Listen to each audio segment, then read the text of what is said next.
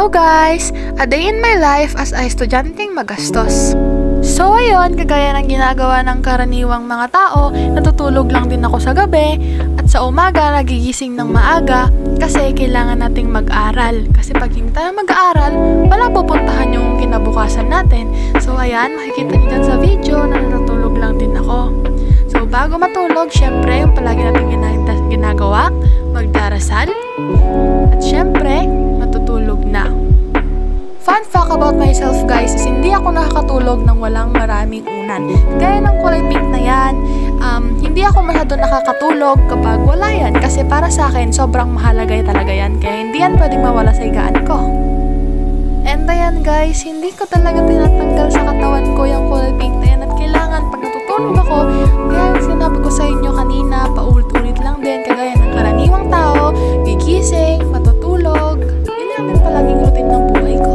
Gigising, matutulog, mag-aaral. Ganun lang.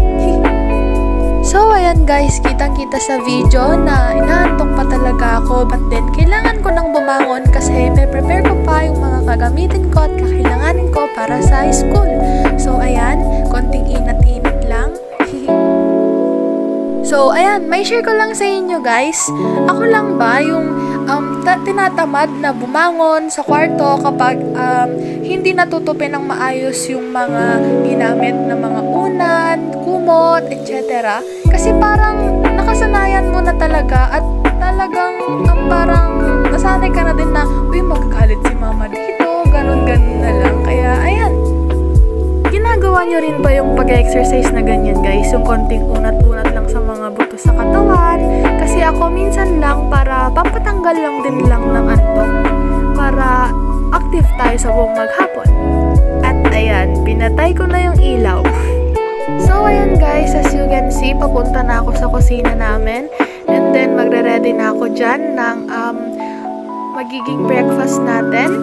Kasi hindi ako yung tao guys na hindi kumakain ng hindi pumapasok sa eskwelahan ng walang laman ng tiyan.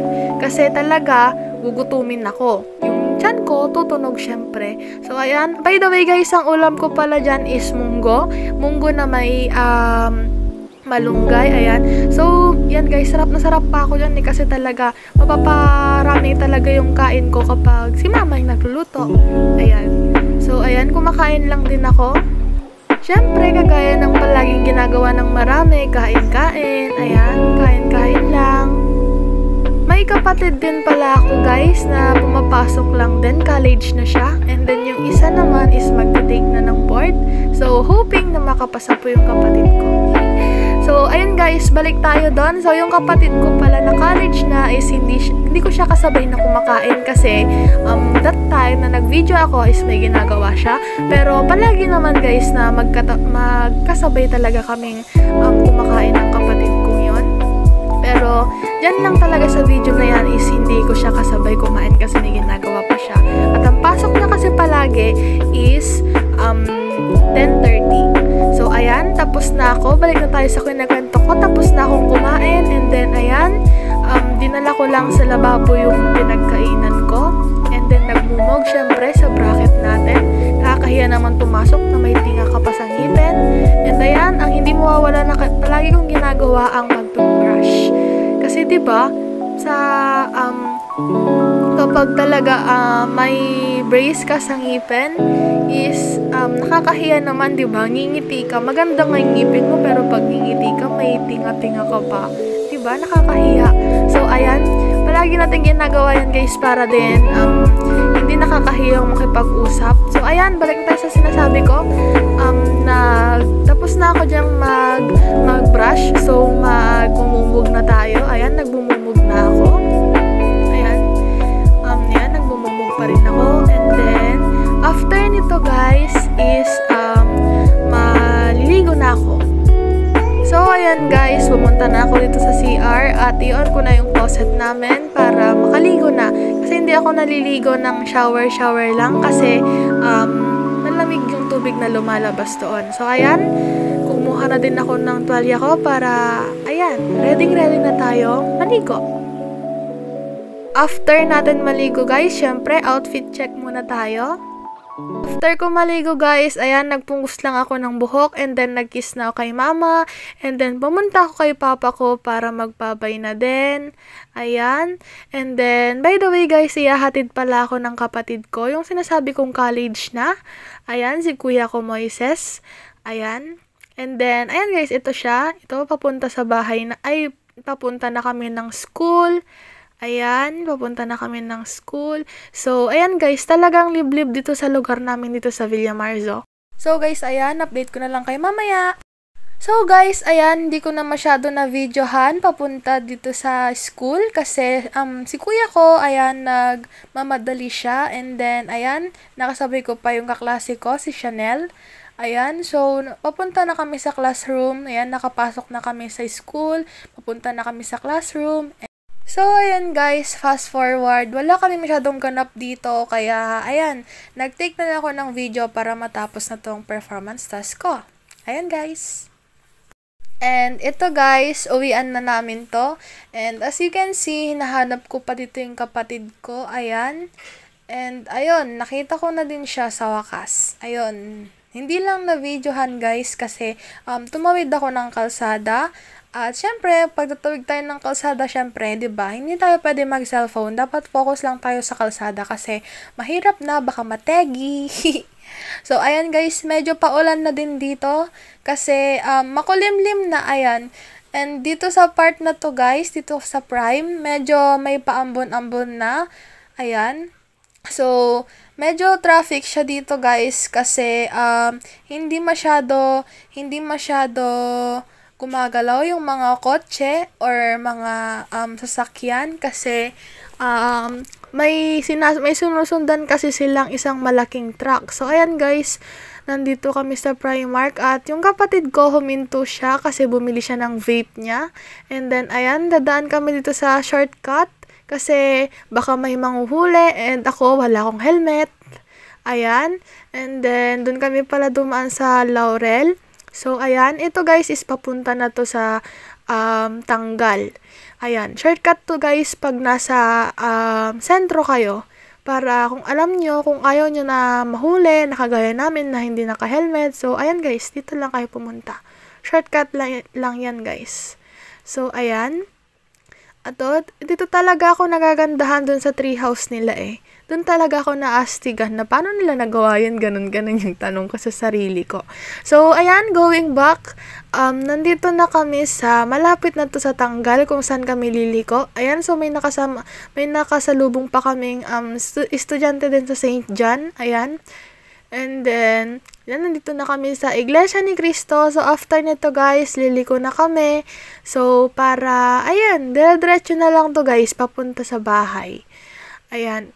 And, ayan guys, ayan, dito sa part na to guys, yung may masarap na lomihan. As in, talagang super sarap ng lomihan nila. Pero, sa pagkakaalam ko guys is, nalugi na kasi yung lomihan nila. Kaya, yun, napag-isip-isip ng tindera, ng may-ari na, isara na lang. Ayan, dito yun sa part na to guys. Yan, dyan yun. And then, ayan, so, ayan, binibilisan na dito ng kuya ko guys kasi, umaambon na talaga siya. Ayan.